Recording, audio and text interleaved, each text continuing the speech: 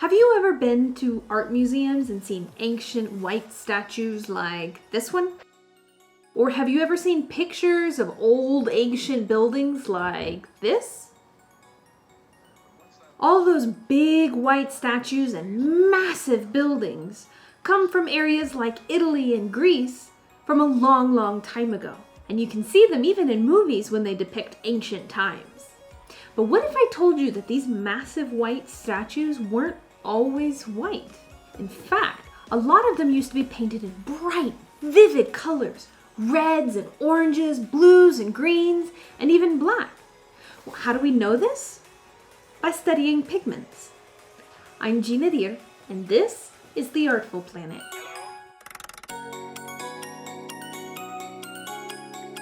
You may have made the most important discovery in the history of our world.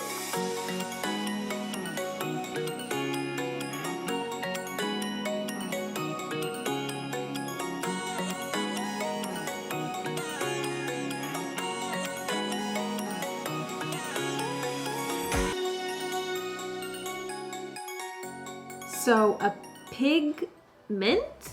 What is that? Well, for starters, it has nothing to do with pigs, so get that out of your mind. A pigment is a natural coloring found in plants, animals, and minerals. These tiny little chemical compounds have big fancy names like ochre and alizarin and azurite, and they are what make dirt red, rocks blue, plants pink, and so much more. For thousands of years, humans have been using these natural pigments to create all kinds of colors. One kind of red, called cochineal, came from the crushed up shells of beetles. One of the oldest uses of pigments that we know today is from La Cueva de las Manos, or the Cave of Hands, in Argentina. It is believed to be roughly 9,000 years old. If you go inside of this cave, you can see where humans from a long, long time ago used their hands to make art.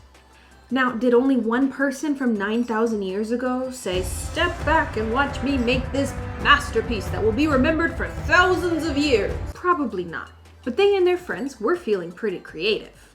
If you look really closely on the side of the wall, you'll find that these humans used a variety of different pigments. Archaeologists, those are humans who discover what ancient humans did by studying the stuff they left behind.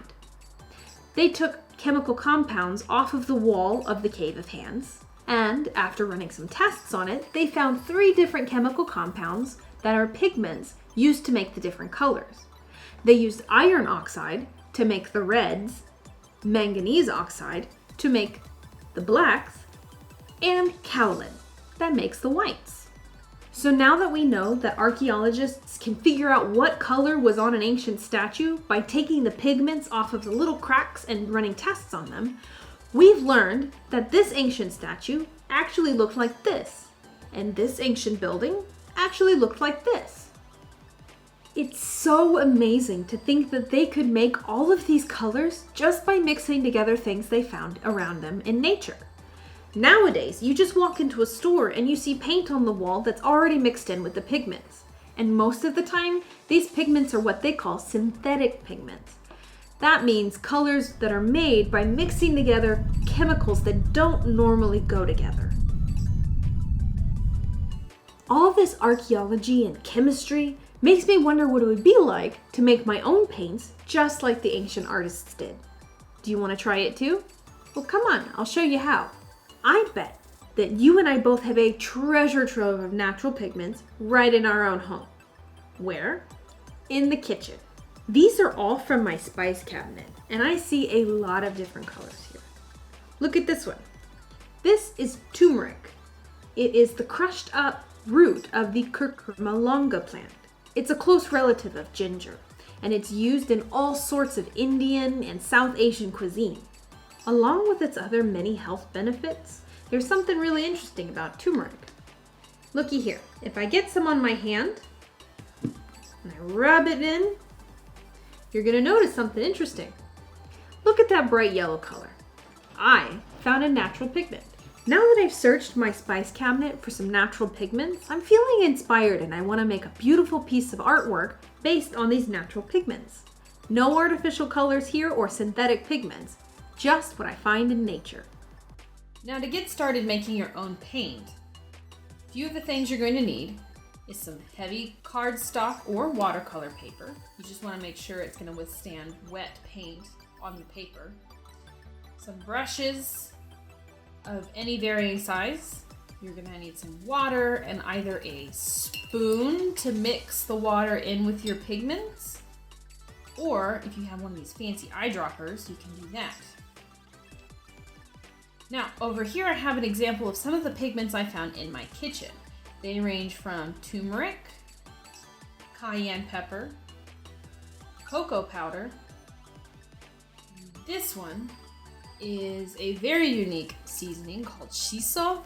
It is a Japanese seasoning that's made from a plant, and it gives off this kind of purplish color, so I thought, why not try it?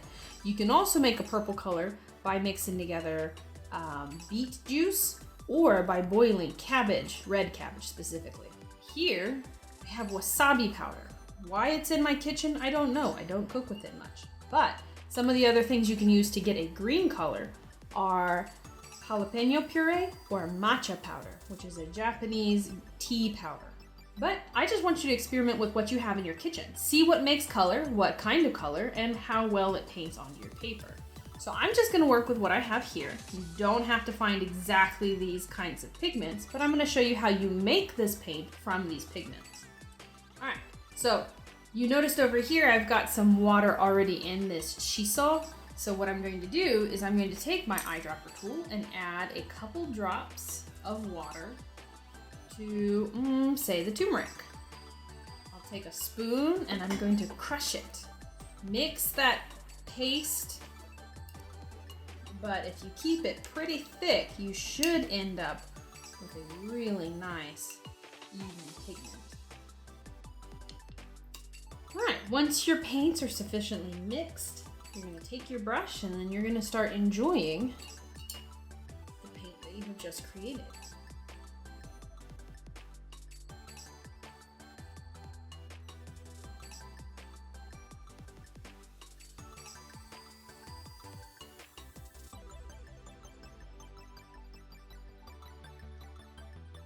Now you'll notice it's not as even or as perfect as some of the paint you pick up at the store.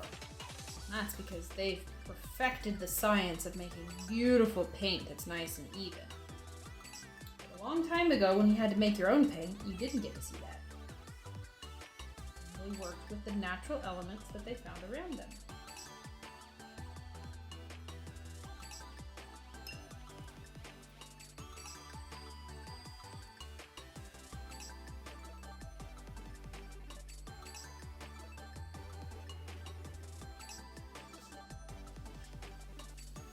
I'm brushing on the cayenne pepper, and you notice that the color is a little bit more red than the yellow of the turmeric.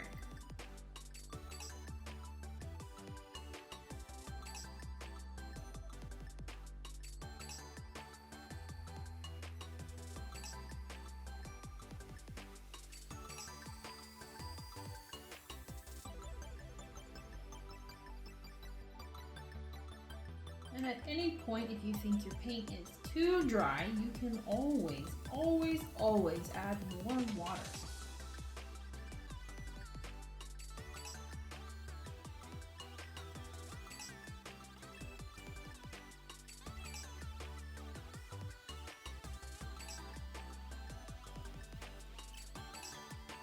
Our cocoa powder makes a really nice, deep, rich chocolate brown.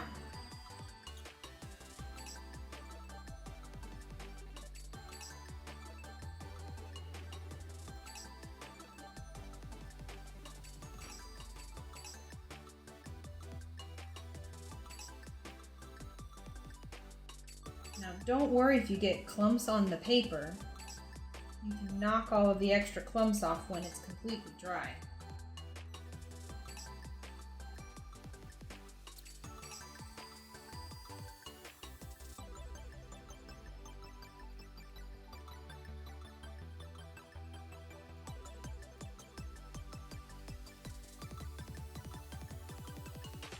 If you finish finished all the way through, you can always go back and add a second layer and make it more vibrant. That's your choice as the artist.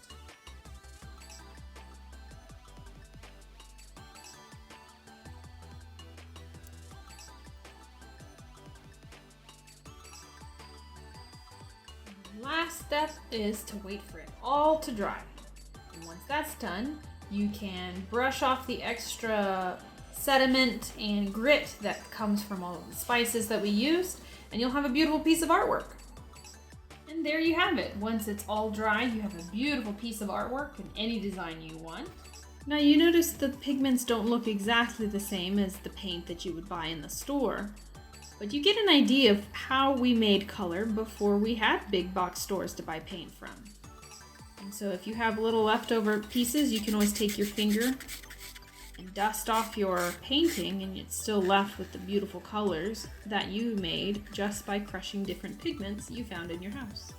I can't wait to see what kind of artwork you make. So let's try this. If you finish a painting, take a picture of it and upload it to Instagram with the hashtag #ArtfulPlanet. I hope you had as much fun as I did learning about where pigments come from and how paint is made, and even discovering the oldest piece of artwork known to man. Next time you go to admire a painting or put on your favorite color shirt or even take a bite of a yummy looking cupcake, I hope you can appreciate the kind of pigments that go into making this world bright and colorful. Have a great week, and I cannot wait to see you again next time on The Artful Planet. Like and subscribe if you feel the same way too. Bye-bye!